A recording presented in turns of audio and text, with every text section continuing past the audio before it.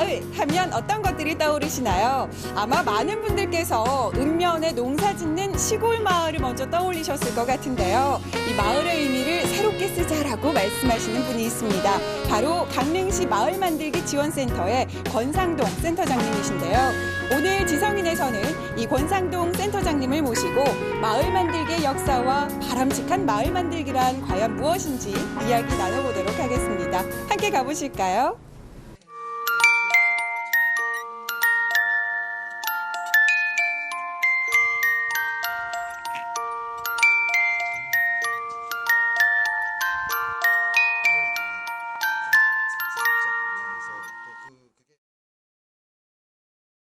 네, 센터장님 반갑습니다. 바쁘신데도 이렇게 자리해 주셔서 감사드리고요. 먼저 저희 지성인 시청자 여러분께 인사 말씀 해주시죠. 네, 안녕하세요. 강릉시 마을만들기 지원센터의 권상동입니다. 이렇게 따뜻한 봄날에 여러분 만나게 돼서 반갑습니다. 이 마을 만들기 지원센터, 사실 저도 듣고 생소했거든요. 많은 분들께서 뭐 하는 곳이지? 라는 생각하셨을 것 같은데요. 어떤 기구인지 소개 좀 부탁드립니다. 네, 마을만들기 지원센터는 2008년에 만들어졌는데요. 강릉시가 만들고 민간이 같이 운영하고 있는 형태입니다. 네, 지역 내 이제 마을에서 주민들이 뭔가 자신의 삶들을 좀 더 행복하게 바꾸는 노력들을 하고 있는데 그런 부분들을 중간에서 지원하고 있는 뭐 이런 형태입니다. 근데 다른 말로 중간 지원 조직이라고 표현도 하는데요. 행정과 주민의 중간에서, 그다음에 주민과 전문가의 중간에서, 그리고 주민과 주민의 중간에서 역할들을 해나가는 뭐 그런 조직입니다. 네, 앞으로 계속해서 우리 센터장님과 이야기를 나눠봐야 어떤 곳인가 더 자세하게 알 수 있을 것 같습니다. 네, 오늘 이제 긴 얘기 하기에 앞서서 그러면 마을 만들기란 대체 어떤 의미인지 네, 좀 알려주고 가면 좋을 것 같거든요. 네, 마을 만들기가 어떤 뜻인가요? 일단 마을 만들기 하면 마을을 만든다 뭐 이런 느낌부터 먼저 네. 드실 것 같은데요. 사람이 살아가는 데 있어서 가장 작은 단위가 마을입니다. 그리고 또 가장 낮은 곳에 모여 있는 것들도 역시 마을인데요. 네. 그래서 우리 바로 옆에 항상 친하게 지내는 이웃들과 함께 뭔가 자기의 삶들을 바꾸어가는 과정들, 그리고 그러한 노력들, 이런 것들을 마을 만들기라고 이야기합니다. 그런데 보통 우리가 생각하는 마을 만들기라고 하면 주로 농촌에서 이루어지는 것들이 많다고 생각이 들거든요. 뭐 예를 들어서 마을의 예술가들이 예쁘게 벽화를 꾸민다던가 아니면 마을을 좀 예쁘게 가꾼다던가 대부분의 시청자분들도 이렇게 생각을 하실 것 같은데요. 이런 것과는 좀 다른 의미인가 봐요. 아닙니다. 같은 이야기인데요. 벽화를 그린다거나 뭐 이런 것들은 우리의 삶들을 바꾸어가는 노력들 중에 아주 작은 것들에 해당하는 네. 거죠. 그러니까 예를 들면 벽화를 바꾼다라고 하는 것은 주변의 분위기를 바꾸어서 우리의 삶들을 조금 더 풍요롭게 만든다라고 하는 의미들인데 밥만 먹고 살 듯 없듯이 그림도 봐야 되고 네. 뭔가 공연도 봐야 되고 또 뭔가 소득도 조금 더 올라가야 되고 이런 형태이기 때문에 대단히 다양한 형태들로 나타나는 거죠. 근데 이제 과거에 마을 가꾸기라고 하는 표현들로 공모 사업들이 참 네. 많았습니다. 이제 그러다 보니까 그런 것만 마을 만들기다라고 하는 오해들이 조금씩 있는 형태입니다. 아, 그렇군요. 어쨌든 우리가 사는 마을을 예쁘게 잘 가꾸고 또 꾸미고 이런 것들도 마을 만들기의 일환이다. 다른 건 아니다라는 네, 네, 말씀이신데요. 그런데 생각하기에 또 연세가 지긋하신 분들은 아이 그거 마을 가꾸기, 마을 만들기 옛날에 우리가 다 한 거다. 새마을 운동이 그거 아니냐. 이렇게 또 생각을 하실 수 있을 것 같거든요. 어떻게 생각하세요? 맞습니다. 새마을 네. 운동 하셨던 우리 선배님들이 열심히 하셨던 것들, 뭐 그런 것들이 지금 현재 이야기되는 마을 만들기라고 하는 것과 별반 차이가 없는데요. 그렇군요. 모습 속에서는 그렇습니다. 네. 근데 결정적인 것에 차이가 있는데요. 방향의 차이가 있습니다. 새마을 운동 같은 경우는 중앙정부에서 정책을 만들고 밑으로 쭉 내려오는 네. 위에서부터 아래로의 정책이었다라고 하면 마을 만들기는 가장 가까이 있는 이웃들끼리 뭔가 정책들을 만들고 기획안을 짜서 위로 올려가는 그래서 방향이 반대인 형태인 거지요. 그리고 뭔가 협동해서 같이 일을 한다거나 또 뭐 마을길을 넓히고 내지는 깨끗하게 하고 이쁘게 하고 또 소득을 넓히는 이런 행위들은 거의 동일하다고 보시면 될 것 같습니다. 그렇군요. 최근 몇 년 사이에 뭐 유독 마을이나 공동체 또 마을 기업 협동조합 이런 단어들이 많이 들리거든요. 사실 마을이라는 단어 자체가 구수하고 정감가긴 하지만 스마트 시대에는 조금 역행하는 게 아닌가 이런 생각도 들긴 하거든요. 요즘 왜 이런 단어들이 자주 등장하는 걸까요? 그렇죠. 한 15년에서 20년 정도 마을이라고 하는 이야기들 내지는 최근에 도시라고 하는 이야기들도 네. 많이 진행이 됩니다. 근데 정부에서 대단히 다양한 정책들을 만들어 왔는데 사실 행정의 능력만으로 그것이 불가능한 상황에 와 있다라고 하는 판단들이 좀 내려지고 있는 상황이고요. 그다음에 도시에 살고 있는 사람들이 뭔가 같이 움직이지 않으면 행정의 단독의 힘으로는 불가능하겠다라고 네. 하는 것들이 전 세계적인 흐름입니다. 그러다 보니까 우리나라에서도 약 15년, 뭐 길게는 한 20년 정도 사이에 주민들 중심으로 뭔가 움직여야 한다라고 하는 고민들이 계속해서 제기가 되어 왔고요. 최근 들어서는 그게 지방정부나 중앙정부의 조차도 그 흐름이 맞다라고 하는 흐름들이 잡히기 시작을 하는 거죠. 그래서 네. 마을에 대한 이야기들이 점점점 더 많이 늘어나고 있습니다. 네. 시대가 너무 빨리 움직이다 보니까 아무래도 좀 개인주의들이 더 팽배해지고 있는데 그런 와중에 더욱더 정을 찾는 사람들이 이렇게 좀 마을 만들기를 더 이끌어가야 되지 않겠나 이런 생각을 하게 되는 것 같아요. 네. 그렇죠? 네. 그러면 이 강릉시 마을 만들기 지원센터는 어떻게 만들어진 건가요? 조금 전에도 설명을 드렸지만 2008년도에 처음 만들어졌는데요. 2007년도에 행자부에서 참 살기 좋은 마을 가꾸기 사업이라고 하는 사업이 있었습니다. 네. 네, 그 당시에 시에서도 뭐 그런 사업들에 대한 경험들이 전무한 상황이었고, 그래서 시민사회 쪽에 뭐 이런 것과 관련돼서 뭐 같이 할 수 있는 게 없겠냐라고 하는 제안들을 시민사회 쪽에서도 하고 행정 쪽에서도 했었어요. 그래서 그 해에 마을 만들기 자문단이라고 하는 조직이 처음으로 만들어졌습니다. 네.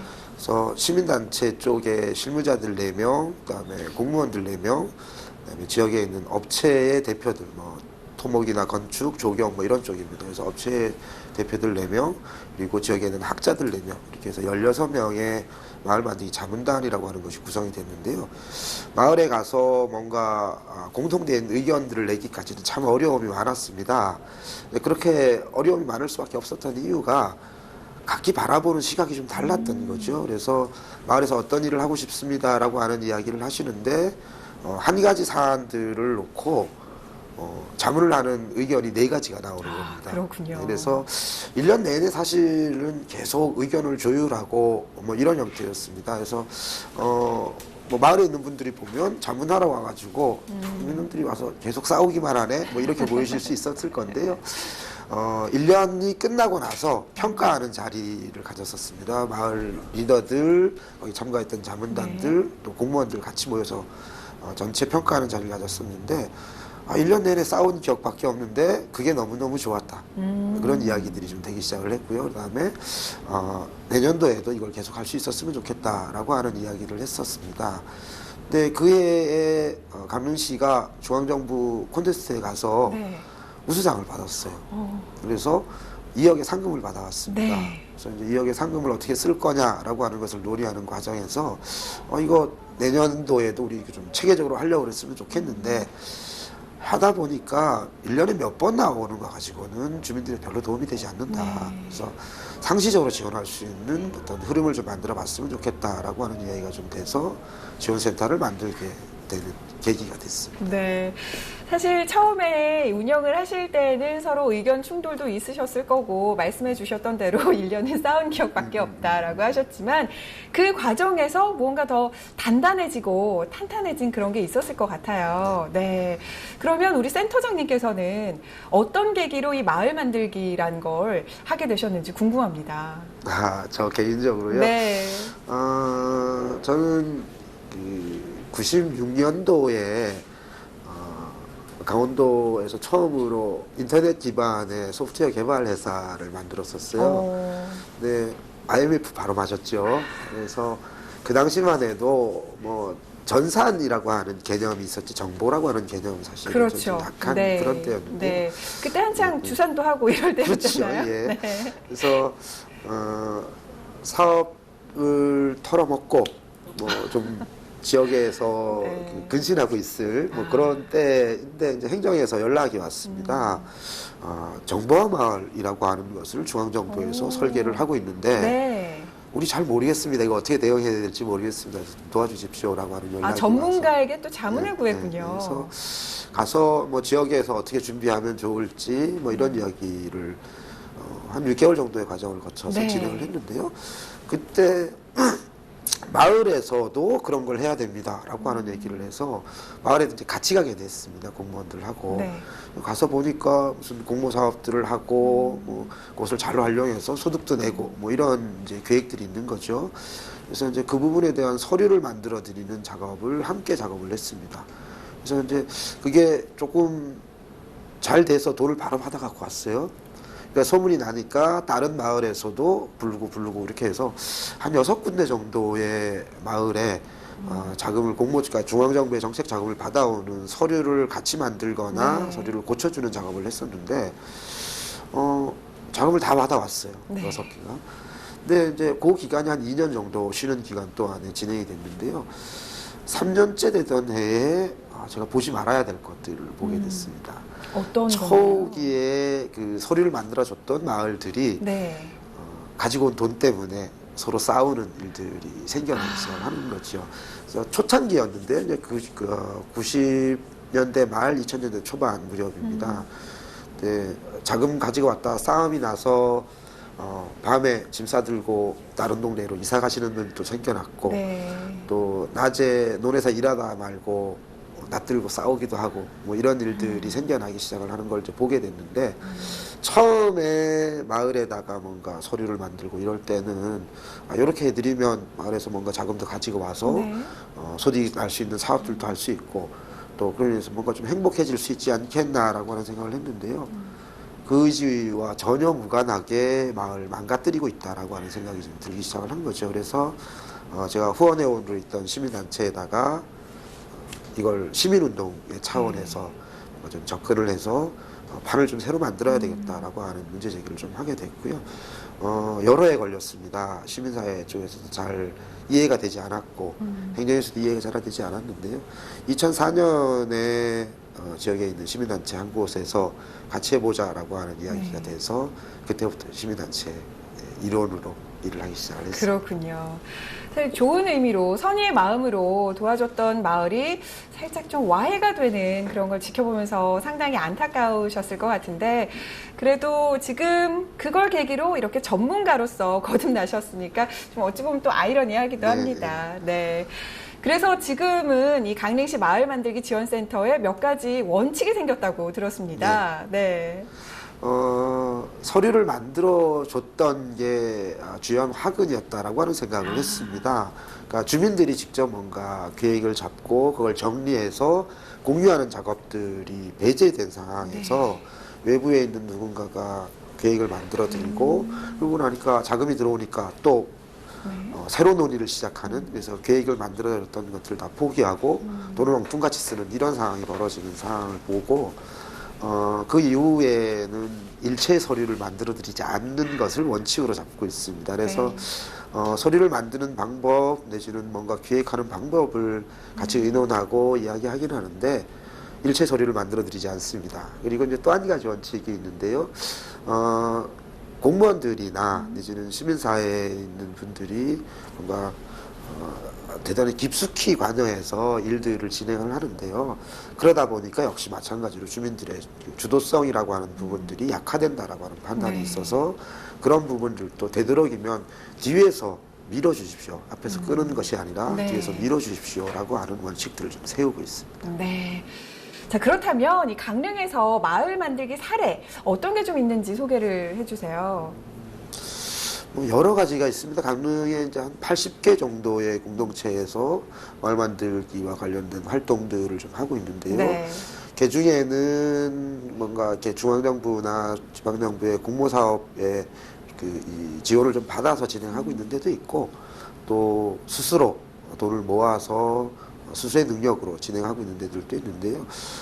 비견한 뭐 예를 좀 보면 아파트에서 커뮤니티 카페를 만들고 네. 거기에서 인문학 강좌 같은 것들을 준비하고 있는 뭐 이런 데들도 있고요. 또 골목에 조그만 텃밭들을 만들고 채소들이나 꽃들을 나누어 보는 뭐 이런 형태들도 있습니다. 네. 그리고 마을 내에 조그만 이 수익 사업을 낼 수 있는 시설들을 만들고 그런 것들을 경영해서 뭔가 소득들을 공동으로 올리기 위한 공동 사업을 하고 있는 데들도 있고요. 대단히 다양한 형태들로 나타나고 있습니다. 네, 다양한 사례들이 있는데 그러면 그 가운데 진짜 밑에서 위로 이 주민들이 자발적으로 참여한 모범 사례가 있다면 또 어떤 게 있는지 소개 좀 해주세요. 지금 저희가 있는 데가 중앙동인데요. 네. 여기 중앙동 할머니들이 중심이 돼서 했던 사업이 있습니다. 초기에는 시민단체에서 할머니들의 이 감성을 자극하기 위한 텃밭과 비료 만드는 방법에 대한 유기농을 이용해서 비료 만드는 방법에 대한 것을 교육을 진행을 했었는데 네. 6분 정도가 교육에 참여했었습니다. 근데 교육을 하는 과정에서 할머니들이 이거 내년에도 계속 해보고 싶어 라고 하는 이야기들 좀 내놓으셨고요. 재미있다라고 하는 의견을 내주셨습니다. 그래서 지원센터와 시민단체 같이 준비했던 시민단체에서 할머니들을 단체를 만들게끔 유도를 좀 했고요. 그래서 할머니들이 6분으로 시작하셨다가 24분으로 인원들을 늘리면서 단체를 만드셨습니다. 그래서 할머니들이 뭘 하셨는가 하면 우리 임영관에서 네. 그 단호 광장까지 나가는 그 골목에다가 화분을 만드시고 그 화분에다가 야채들을 키우는 꽃이 아닙니다. 아, 그래요? 네, 고추, 상추, 뭐 배추 이런 네. 야채들을 키우시고 그걸 이웃들과 나누어 먹는 뭐 이런 작업들을 하셨는데요. 그 거리에 예. 화분에 예. 그런 채소들이 자라나고 있었던 예, 건가요? 맞습니다. 할머니들이 직접 심으신? 예, 예. 네. 할머니들이 그 화분들을 몇 개 만들고 이런 네. 작업들을 한 거죠. 근데 그게 조금 더 성과들을 좀 내기 시작을 했습니다. 그래서 지역에 있는 우리 강릉 의제에서 여기에다가 그러면 장터를 한번 열어보면 어떻겠습니까? 라고 하는 네. 제안을 했고 할머니들이 그걸 또 받으셨어요. 그래서 한 달에 한 번씩 작년부터 장터를 시작을 하셨죠. 프리마켓을 시작을 하셨고 그게 확장되면서 지역에 있는 젊은 친구들에게 소문이 나기 시작을 했습니다. 그래서 그분들이 들어와서 화단에다가 그림을 그리는 작업들도 같이 진행을 하기 시작을 했고요. 네. 그리고 이제 이게 소문이 나니까 할머니들이 용기를 얻으셨죠. 그래서 강원도에서 하는 공모 사업에 손으로 직접 쓰신 제안서를 내셨어요. 그래서 작년에 600만 원의 사업비를 받아오셨습니다. 네. 그래서 처음에 6개로 시작했던 화분이 지금 50개가 넘게 만들어져 있는 상황. 그렇군요. 할머니들께서 이제 소일거리도 하실 겸 우리 마을도 예뻐지고 그리고 거기에서 수익도 창출이 되고 하니까 굉장히 신나셨을 것 같은데요. 그럼 그 중앙동 할머님들께서 지금은 또 어떤 활동하고 계신가요? 올해도 공모사업에 또 응모를 하셨다고 들었습니다. 네. 멋지십니다. 네, 올해는 이제 뭘 하시고 싶으세요? 근데 여쭤봤었는데요. 네. 작년에 공모사업들을 내시면서 커피 바리스타 교육을 받으시고 그걸 네. 자원봉사 하시겠다라고 하는 계획을 넣으셨었는데 예산이 조금 깎였어요. 그래서 그걸 못 하셨죠. 그래서 네.